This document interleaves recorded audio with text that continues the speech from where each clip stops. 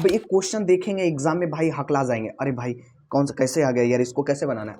भाई हकलाना नहीं, बेसिक सा कॉन्सेप्ट। सबसे पहले आप मेरा CHSL का स्कोर देख लो। 25 क्वेश्चन मैथ का था। 25 क्वेश्चन में मैंने 23 क्वेश्चन को अटेम्प्ट किया हूँ और 23 क्वेश्चन में 23 क्वेश्चन मेरी सही हुई है। टोटल मार्क्स की बात करें तो 46 मार्क्स है, जो आपको डिस्प्ले पर दिख रहा होगा। ठीक है, ये मेरी रही स्कोर कार्ड, जो मैं आपको स्क्रीनशॉट यहाँ पे लगा दिया हूँ। अब मैं दिखाने जा रहा हूं भाई एमटीएस का 25 क्वेश्चन का था, 2022 का पेपर था। ठीक है, तो 2022 में उसके आंसर की आई थी, तो आप पेपर एक बार जज कर लेना। मैथ की बात कर रहा हूं भाई, मैथ का। जो लोग एक कमेंट करते हैं कि भाई मैथ में पढ़ लिया हूं बनता ही नहीं है, अरे भाई बनेगा कैसे? कंडीशन पता हो, सेल्फ कंडीशन पे आप डिपेंड रहोगे तभी तो मैथ बना पाओगे।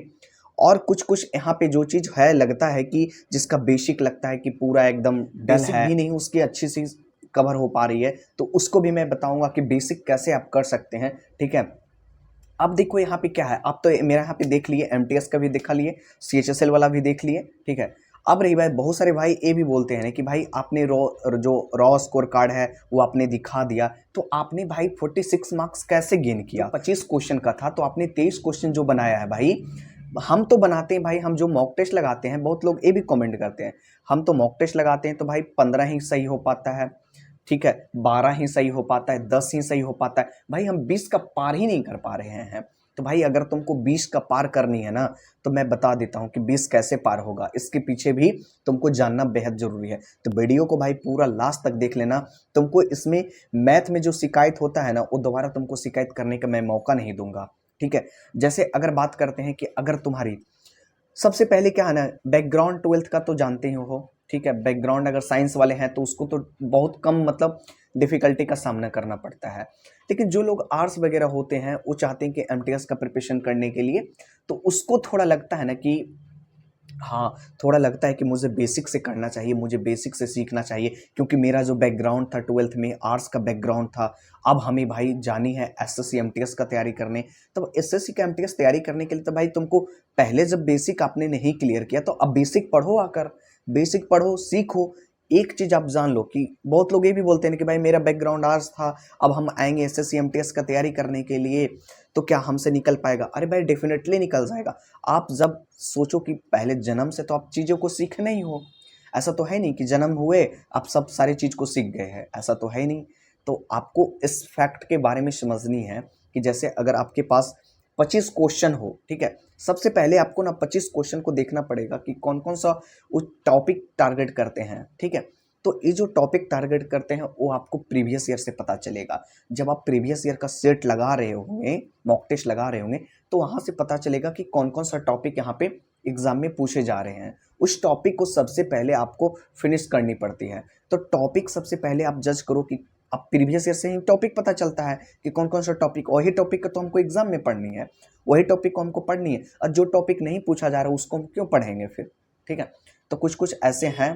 तो अब रही बात कि हमको भाई मैथ जब हमसे बनता ही नहीं है तो इसके पीछे क्या फैक्ट है? तो मैथ नहीं बनने का फैक्ट है ना भाई कि तुम पहले एक क्वेश्चन, जैसे मेरे पास एक देखो है, एक बुक है राकेश यादव सर की, काफ़ी अच्छी किताब है मेरे पास। ठीक है ना, जैसे देखो एमटीएस और CHSL में एक क्वेश्चन पूछा हुआ था, वो भी प्रीवियस ईयर का है। ए तथा बी किसी काम को क्रमशः 30 दिन और 20 दिन में पूरा करते हैं, तो दोनों एक साथ उसी काम को कितना दिन में? अब एक क्वेश्चन देखेंगे एग्जाम में भाई हकला जाएंगे, अरे भाई कौन सा कैसे आ गया यार, इसको कैसे बनाना है? भाई हकलाना नहीं, बेसिक सा कॉन्सेप्ट है, उस कॉन्सेप्ट पे तुमको ध्यान देना। भाई ए और तथा बी किसी काम को 30-20 दिया हुआ है, तो 30 और 20 का एलसीएम तुम ले लो। तुमको काम नहीं पता है, इसमें तुमको बोला कितने दिनों में पूरा काम को करेगा, तो तुम 30 और 20 कैल्शियम ले लो। एक का अगर निकालोगे तो तुम्हारा एक कितना आएगा, इसका कार्य क्षमता निकालोगे तो 2 और 3 में टूट जाएगा। 2 और 3 का जब तोड़ोगे यहाँ पे तो 30 दूना 60, 20 तीया 60, 3 और 2 5 हो गया यहाँ पे।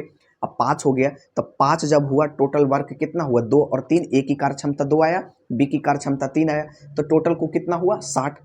60 से 5 का भागा दे दो, 2 3 5 हुआ तो 12, तो 12 दिन में पूरा करेंगे। मतलब ऐसे वर्ड को तोड़ो मैथ में, ठीक है, रटो नहीं एक काम को। अच्छा अब की बार ऐसे स्टेप को ले जाएंगे। मैं एक भाई से जब मिला था तो बोले कि इस क्वेश्चन को बनाओ, तो क्या कर रहे थे कि अब की बार ऐसे स्टेप जाता है, अब की बार ऐसे स्टेप को याद कर लिया। अब भैया एग्जाम में आ गया 30 और 20 ना देके, अब की बार यहाँ पे क्या किया, थोड़ा सा डाटा में चेंज कर दिया, थोड़ा सा डाटा में चेंज हुआ, उसका दिमाग चेंज हो गया। तो भाई डाटा को जब भी चेंज हो ना, तुम्हारी अगर कॉन्सेप्ट, तुम्हारी अगर बनाने की मेथड अगर तुमको पता है तो तुम्हारे पास कितनों प्रकार के क्वेश्चन को घुमा दिया जाए तुम आराम से बना लोगे। ठीक है, कोई दिक्कत का यहाँ पे सीन नहीं होता है। बस यही सब बेसिक सा क्वेश्चन है जो इस बुक में है, सब कुछ है। ठीक है, तो यहाँ से मतलब मैं कर लिया था पूरी।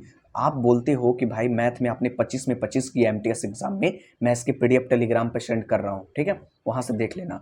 और सीएचएसएल में 25 में 23 क्वेश्चन मैंने फिनिश किया। 2 क्वेश्चन जो थे वो डायरेक्ट समझो कि एडवांसर लेवल के क्वेश्चन थे, मतलब वो ज़्यादा कैलकुलेटिव थे। तो उसको सोचा कि मैं उतना टाइम देने से मतलब लगता है कि मुझे नहीं टाइम देना चाहिए इस क्वेश्चन के पीछे, क्योंकि और भी तो सब्जेक्ट को करनी थी। तो यही फैक्ट है यहाँ पे कि अब देखो जो भाई लगता है कि मुझे और मतलब एक समझो नहीं कि अगर मॉक टेस्ट लगाते हैं, मॉक टेस्ट में भी स्कोर कम आती है, तो सबसे पहले क्या करो ना भैया कि टॉपिक निकालो तुम। ठीक है, जो टॉपिक में तुम्हारे स्कोर कम आए हैं, लगता है ना कि भैया ये क्वेश्चन हमसे नहीं बना, उस क्वेश्चन का तुम टॉपिक निकालो और उसकी पहले कॉन्सेप्ट चार्ट डालो। ठीक है, कॉन्सेप्ट क्या है, उसकी बेसिक क्या है, उस क्वेश्चन के पीछे बनाने का मेथड क्या है, इसमें कौन सा फार्मूला लगेंगे, उसको तुम पहले देखो। और वहाँ से जब तुम फार्मूला वगैरह सब कुछ तुम्हारी जब कॉन्सेप्ट क्लियर हो जाएगी, तब तुम फिर अगले मॉक टेस्ट की ओर जाओगे, तो वहाँ से तुम्हारा फिर उच्च क्वेश्चन गलत नहीं होगा। हाँ, बहुत सारे भाई का ये भी होता है कि भैया हमारा बेसिक खत्म है, हमको कहाँ से पढ़ना चाहिए। तो देखो मैं बताता हूँ कि कहीं से भी अब तुम पढ़ो। ठीक है, तुम कहीं से भी पढ़ लोगे। यूट्यूब पे भी बहुत सारे ब्रह्मांड टीचर है जहाँ पे आपको मैथ करवाया जा रहा है, और वैसे तो यूट्यूब पे भी मिल जाएगा, कहीं पे ऐप वगैरह है तो वहाँ से भी ले सकते हो, कोई दिक्कत है ही नहीं। ठीक है, कहीं से तुम पढ़ो, लेकिन आपके पास चैप्टर टोटल होना चाहिए। ठीक है, टोटल चैप्टर आप एक दीवार पे लिख लो, जैसे मैं वहाँ पे लिख रखा हूँ। ठीक है, मेरे दीवार पे चैप्टर थे पूरा फिनिश। देखो मैथ का मैं कॉपी दिखाता हूँ, ये देखो मैंने टोटल यहाँ पे अर्थमेटिक का पूरा बना रखा है। Percentage, profit and loss, simple simple compound interest जो भी है, ratio, proportion, mixer and alligation, partnership, age west, average, time and work, work and wages, pipe and systems, time, speed and distance, boat and stream, train, race, data interpretation. मतलब समझो कि total मैंने लिख रखा था। ये तो मेरा तो अर्थमेटिक का हुआ, और एडवांस का भी मैंने लिख रखा है। एडवांस में मैंने क्या क्या किया था, ट्रिग्नोमेट्री हो गया, हाइट एंड डिस्टेंस हो गया। ठीक है, एडवांस मतलब एडवांस में जो मेन टॉपिक होते हैं जहां से एग्जाम में पूछते हैं, सीजीएल, सीएचएसएल, एमटीएस वाले। ठीक है, तो उसमें हो गया से जैसे हाइट एंड डिस्टेंस हो गया, ट्रिग्नोमेट्री हो गया, कोऑर्डिनेट ज्योमेट्री हो गया, मेंसुरेशन हो गया। ठीक है, तो ऐसे से मतलब हो गया, मतलब उसको मैं क्या किया था, एक अलग कॉपी में बना लिया। अर्थमेटिक का अलग कॉपी हो गया, एडवांस का अलग कॉपी हो गया, और दोनों को अच्छे लेवल पर मैंने रिवीजन भी किया। उसको रिवीजन किया। आज जो मेरे मॉक में आप नंबर देखते हो, जो एग्जाम में आप इतनी मार्क्स देखते हो, इसके पीछे क्या है? इसके पीछे यही है भैया कि मैं 75 बुक नहीं रखा हूँ, बस एक ही बुक को रखा हूँ। और ज़्यादातर एक बुक को आप जितना बार बनाओगे, समझो कि आपका काम उतना शानदार लेवल तक जाता है। आजकल मार्केट में इतनी बुक का प्रमोशन हो रही है, उसके पीछे आपको नहीं भटकनी है। ठीक है, प्रमोशन लोग ऐसे ऐसे कर रहे हैं भैया, एक बुक को पकड़ लिया है और उसके प्रमोशन, भैया यही बुक बेस्ट है, यही से पढ़ो ना सिलेक्शन हो जाएगा। अरे भैया उसके पीछे में मत ना जाओ। तुम्हारी अगर कॉन्सेप्ट बढ़िया है ना, तुमको लगता है कि मुझे मैथ समझ में आता है, तो तुम्हारा वहां से काम हो जाएगा भाई। ठीक है, वहीं से करो, सब कुछ वहां से तुम्हारा होने वाला है। जिसका बेसिक लगता है वो क्या करो, पहले नंबर तुम कहीं भी फ्री ऑफ कॉस्ट पढ़ो, कोई दिक्कत नहीं। कहीं से भी आप कोई भी प्लेटफॉर्म को यूज कर सकते हो, वहां से जाओ पढ़ो, अपनी तैयारी को एक अपर लेवल पे ले जाओ। वहां से पढ़ने के बाद तुम प्रीवियस ईयर क्वेश्चन निकालो। प्रीवियस ईयर क्वेश्चन जब निकाल लिए, उसके बाद फिर प्रैक्टिस करो। ठीक है, प्रीवियस ईयर का, वहां से तुम्हारा काम भाई बन जाएगा।